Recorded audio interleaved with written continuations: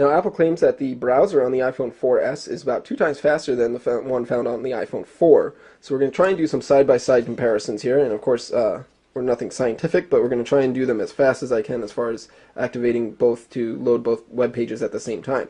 So on the left here, I've got the iPhone 4S, and on the right, I've got an iPhone 4. Both of them have had their caches cleared and their history cleared on the web browser, so we should be starting fresh. And we're both hooked up to a cellular or a Wi-Fi network, so we're taking the cellular networks out of the equation here. So let's take a look. So let's load up Mobile Burn.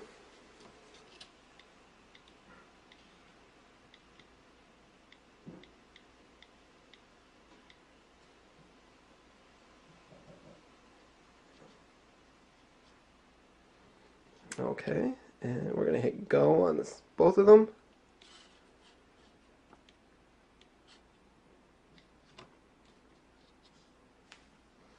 As you can see, they both loaded up our mobile version, and the iPhone 4S beat out the iPhone 4 by just a tad. Let's try the full site, which is a little bit heavier. And you can see the iPhone 4S there brought up text a bit faster than the iPhone 4, and it brought up the other elements quicker as well.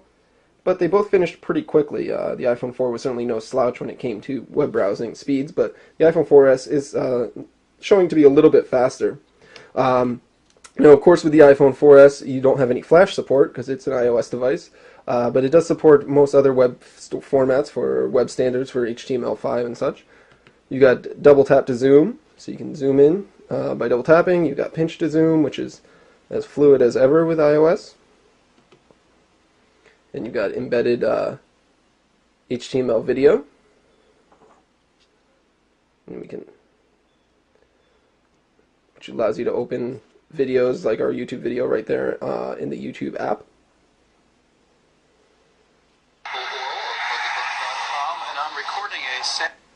There we go. Let's go back to our web browser here. Let's just do a little more speed testing, see if we can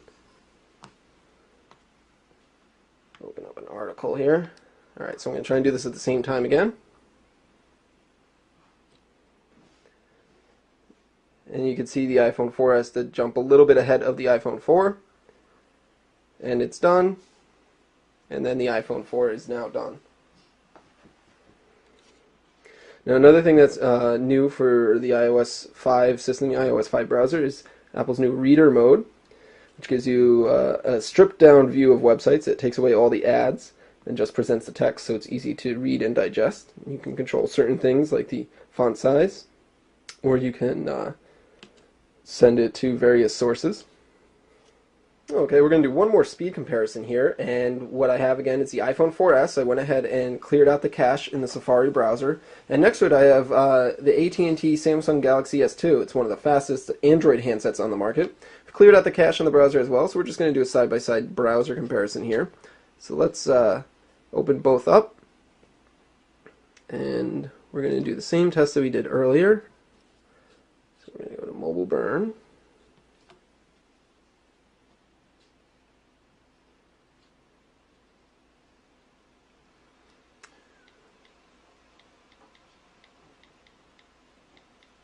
Alright, I'm going to try and hit them exact same time. You can see there the Samsung Galaxy S actually beat out the iPhone 4S in loading the page, but they both completed about roughly the same time. Let's check out the full site. And you can see the iPhone 4S has presented text before the Samsung and has actually finished loading the page ahead of the Samsung. Now the Samsung is also loading in the background flash ads there, so it will take a little bit longer to load, as you might expect. But even before everything was loaded, the iPhone 4S did load the text first, which is generally the most important part of what you want to see on a website. Let's do one more comparison here. We're going to try and open this article at the same time. And once again, we've got text on the iPhone, and that is complete. And now the Samsung Galaxy S2 is complete. But as I mentioned earlier, we do have the flash embedded ads going on with the Samsung that would expectedly provide it or slow it down a little bit. But both are very, very fast as far as browsing goes these days. Now, the other headline feature on the iPhone 4S is its new 8 megapixel camera, which is capable of recording 1080p video with image stabilization on the video. So that's a bit of an upgrade over the 720p and 5 megapixel camera that we saw on the iPhone 4. The other thing that's really improved, or according to Apple, is that the camera is much faster. So it opens faster, it takes pictures faster. It's one of the supposed fastest cameras on the market.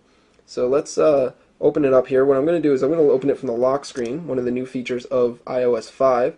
If you hit the home key twice, you got a shortcut button to open it from the lock screen. Now this of course is autofocus, so you can autofocus by tapping the screen. And it also has face detection focus, so if you're taking a picture of a person, you can use face detection. You've got some basic controls for your flash. You can turn on and off the grid or Apple's HDR mode for higher detail and high contrast situations. And then you can switch the camera from the rear camera to the front-facing VGA camera. Over here you've got your toggle to switch between video and stills. And let me flip it over, because the other new thing that we have here on iOS 5 is the ability to use the volume up key to take a picture. Now there's a little bit of a downside to that, and as you can see, as I hold the phone naturally, my finger kind of falls right in front of the camera lens as I'm holding onto the phone. So you have to be very conscious of it, that you're not holding your finger in front of the lens or you're going to be blocking the lens or the flash. So let's snap a picture here. As you can see, it's very fast. It's very quick to keep up with me as I just rattle away pictures. And then, of course, you can take a look at your pictures right there in the camera roll afterwards. And you can pinch to zoom.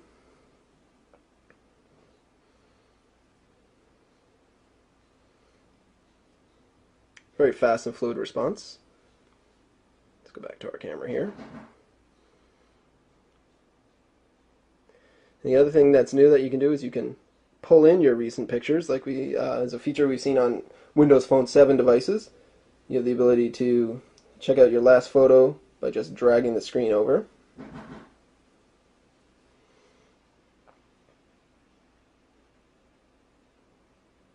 Let's take a look at the video here. So you can record in 1080p video, which does feature autofocus as well. So it will continuously autofocus.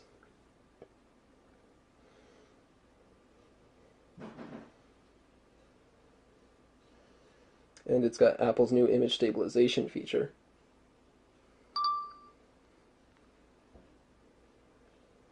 So it will continuously autofocus.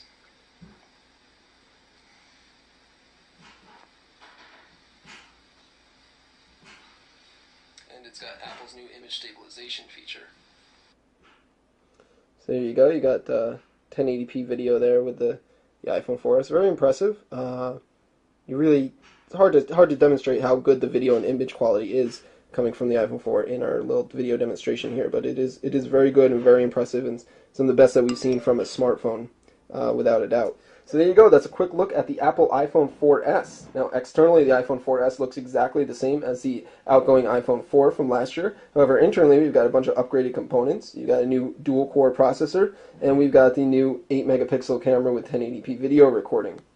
The bigger story here might be iOS 5. That gives a number of new features and enhancements to the platform that addresses a number of the complaints that have been levied against Apple's iOS system. So we've got a new notification system that's better than before, and of course the new iMessage system and the iPhone 4S exclusive Siri voice control system, which is very impressive and works pretty well.